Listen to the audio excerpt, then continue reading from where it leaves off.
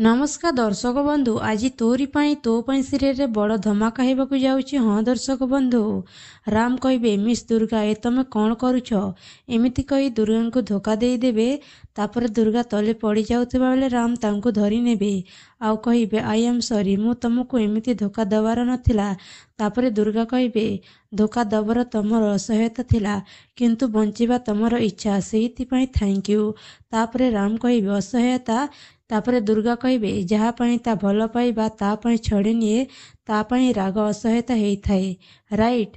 तापरे राम कहिबे रंग जे राम रो भल पाइबा छड़ी निए राम रो राग ता पाई दुर्भाग्य हेई थाए सेहिति पाई ए सिंपाती सबु तमे से गुंडा मानक पाई बंचै की रखि थाओ जे मो चिकी को किडनैप करी रखिछंती।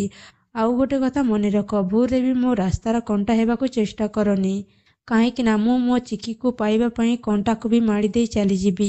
तापर दुर्गा कहिबे मु निश्चय मने रखिबी इंग्लिश मीडियम आउ मु तुमको अपेक्षा भी करिबी। एबे तमे से गुंडा मानक ठारू तम चिकी को बंचाओ आउ मु तुमको से रुहीर माया जाल मुकुलिबा को प्रस्तुत हेउछि।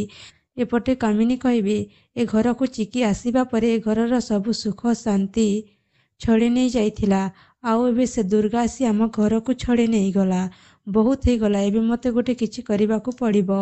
तापर रतन कहिबे हाँ माँ तमे गोटे चमत्कार कर नहले आमे समस्ते रास्ता कड़े भिकारी हेई जिबा जल्दी किछि गोटे को व्यवस्था कर माँ।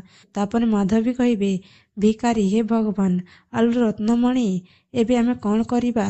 तापर राजेंद्र कहिबे आमको जेमिति हेले से झियो पाखरु कागज पत्र सबु फेरे आनिबाकू पड़िबो से आमको धोखा दे घर को नहीं जाइछि आमको जेमिति हेले तार रूम को जाई ए घरर कागज पत्र आनिबाकू पड़िबो।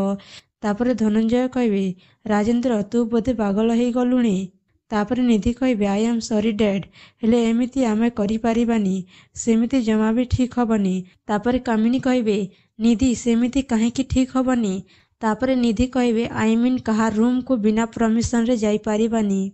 तापर कामिनी कहिबे युद्ध आउ भल पाइबार सबु किछि करि हबो सबु किछि संभव हेबो से दुर्गा जेतेबेले युद्ध निमंत्रण रखिछि आउ आमे पछ घुंचा देबु केमिति काहेकि ना से दुर्गा आम सहित जेमिति करिथिला एबे ठीक ता सहित सेमिति हबो काहेकि ना आउ मो सियार कष्ट देखि पारिबिनी। तापर निधि कहिबे जेजेमा प्लीज तमे टिके बुझिबाकू चेष्टा कर आमको सेमिति करिबाकू ठीक हबनी।